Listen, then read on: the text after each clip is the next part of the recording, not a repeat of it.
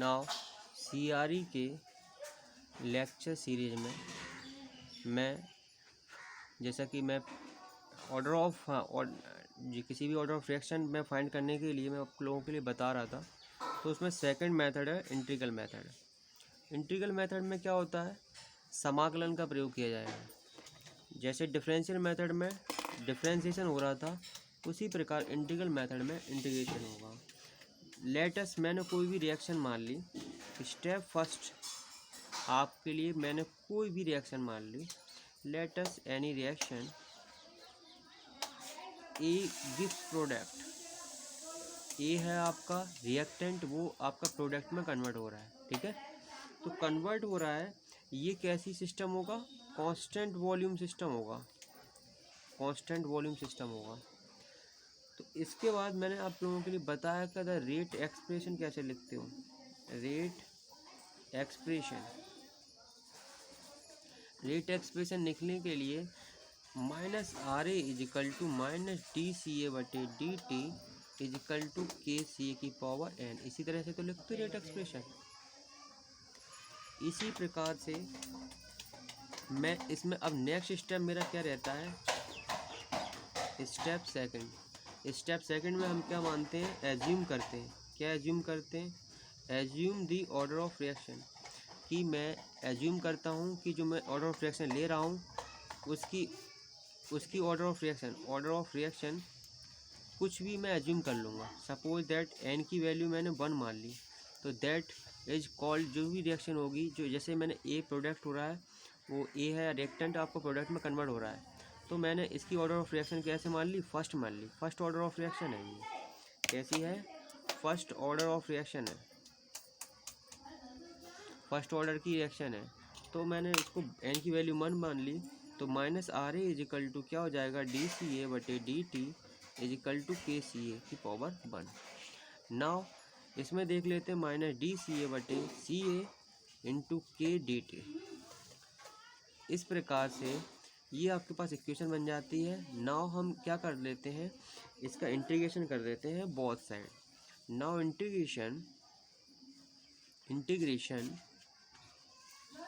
Both side, दोनों side में हम इंटीग्रेशन करेंगे, तो वैल्यू आएगी DCA/CA इंटू KDT/T।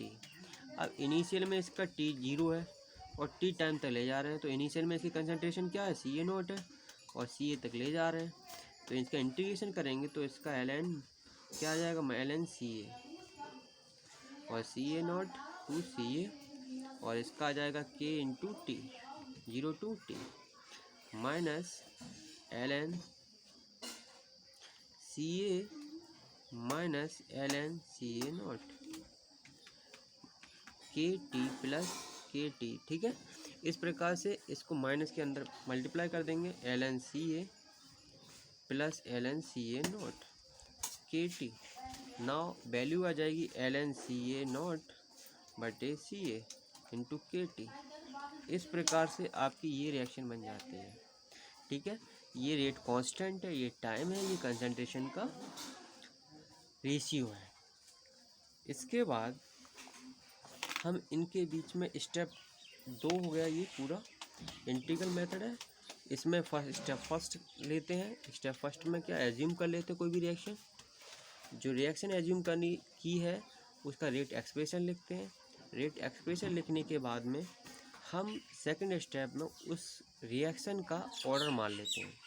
सपोज उस फर्स्ट ऑर्डर रिएक्शन है, सेकंड ऑर्डर रिएक्शन है, थर्ड ऑर्डर रिएक्शन है, उसी हिसाब से यहाँ पर n की वैल्यू 1 2 3 या जो भी है वो बढ़ाते जाते हैं उसी हिसाब। उसके बाद हम उसका रेट एक्सप्रेशन में इसकी वैल्यू n की वैल्यू रख देते हैं। उसके बाद में एक इक्वेशन हमें प्राप्त होती है -DCA/CA इंटू KDT।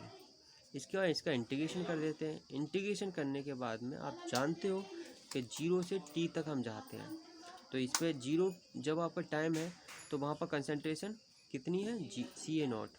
जब T टाइम पर उसकी कंसंट्रेशन कितनी हो जाएगी, CA। इस प्रकार से इसकी एक इक्वेशन मिल जाती है हमारे पास, ln CA0/CA is equal to KDT। ठीक है, इसके बाद स्टेप थर्ड देखेंगे क्या होता है। स्टेप थर्ड में हम ग्राफ प्लॉट करते हैं। ये इक्वेशन बन गई। क्या इक्वेशन बन गई? y is equal to M X plus C. y is equal to M X बन गया बस। ठीक है, ये भी एक स्ट्रेट लाइन इक्वेशन है, स्ट्रेट लाइन इक्वेशन है, ये स्ट्रेट लाइन इक्वेशन है। अभी जब स्ट्रेट लाइन इक्वेशन है तो अब हम इसके बीच में क्या करेंगे? ग्राफ प्लॉट करेंगे। किस किस के बीच में ग्राफ प्लॉट करेंगे? ln सी ए नॉट बटे सी ए इंटू टाइम के वर्सेस में। अगर इनके बीच में हम ग्राफ प्लॉट करेंगे तो इसके 0 पॉइंट से यहाँ से जाएगा और वो कैसा होगा? स्ट्रेट लाइन होगा। अगर अब इसमें इसीलिए 2 पॉइंट बनते हैं। क्या पॉइंट बनते हैं इसके? 2 पॉइंट। एक पॉइंट बनता है यदि अगर हमने जो एज्यूम की ऑर्डर ऑफ रिएक्शन, अगर यदि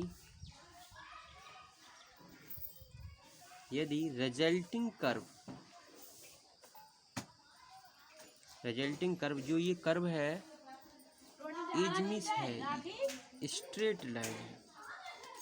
कैसी है? स्ट्रेट लाइन है। तो the order of reaction then assume order of reaction, जो आपने ऑर्डर ऑफ रिएक्शन मानी है, अगर स्ट्रेट लाइन मिली है तो कैसी है? इज करेक्ट, तो वो सही है। यदि आपने जो आपका रिजल्टिंग कर्व है वो स्ट्रेट मिल रहा है तो आपने जो एज्यूम करी है ऑर्डर ऑफ रिएक्शन, जैसे फर्स्ट मानी थी आपने, तो वो एकदम राइट है। ठीक है, इसका दूसरा पॉइंट बनता है यदि रिजल्टिंग कर्व एक स्ट्रेट लाइन नहीं होती है। मान लो कि जो आपका ग्राफ है ln सी ए नॉट बटे सी ए वर्सेस टी में, वो कुछ इस प्रकार से बनता है, स्ट्रेट लाइन नहीं है, तो नई ऑर्डर ऑफ रिएक्शन मानते हैं या एज्यूम करते हैं। नई ऑर्डर ऑफ रिएक्शन मानेंगे। सपोज n की वैल्यू 2, 3, 1.5 इस तरह से कुछ वैल्यू मानेंगे। ठीक है, और पूरे प्रोसीजर या तरीके को दोहराते हैं। क्या करते हैं? पूरे प्रोसीजर को दोबारा दोहराते हैं। ठीक है, इस प्रकार ये ट्रायल एंड एरर मेथड कहलाता है। इंटीग्रल मेथड को ट्रायल और एरर मेथड भी कहते हैं। इसका कुछ ड्रॉबैक होता है। इसका ड्रॉबैक क्या होता है?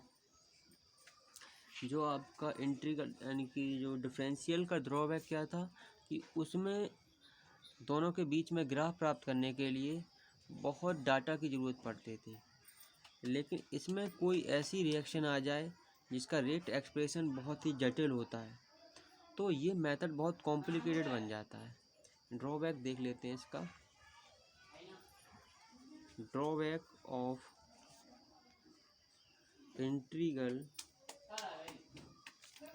मेथड। क्या ड्रॉबैक है इंटीग्रल मेथड का? यदि किसी रिएक्शन की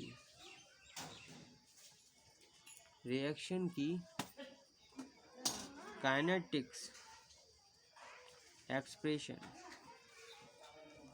या रेट एक्सप्रेशन बहुत कॉम्प्लिकेटेड है, जटिल है या कॉम्प्लिकेटेड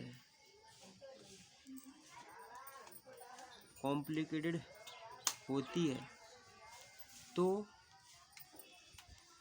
यह मेथड यह मेथड बहुत कॉम्प्लिकेटेड हो जाता है और डिफरेंशियल मेथड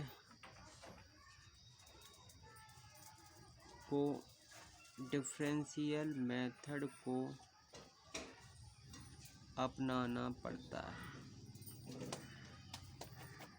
इस प्रकार डिफरेंशियल मेथड इजी पड़ जाता है। फिर आई थिंक आप लोगों के लिए समझ में आ गया होगा कि इसका ड्रॉबैक क्या होता है।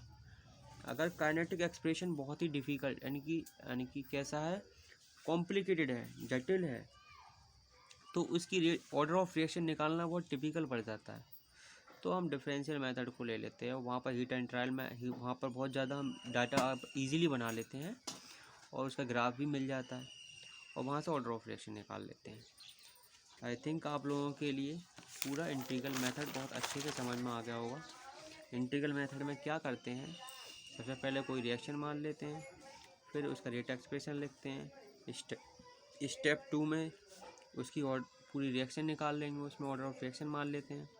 फिर उसमें एक इक्वेशन मिलती है जो आपकी स्टेट ऑफ इक्वेशन होती है, y=mx। उसके बीच में आप ग्राफ खींचेंगे तो स्ट्रेट लाइन मिलेगा, तो ऑर्डर ऑफ रिएक्शन जो एज्यूम करिए वो करेक्ट है, ठीक है। अदरवाइज जो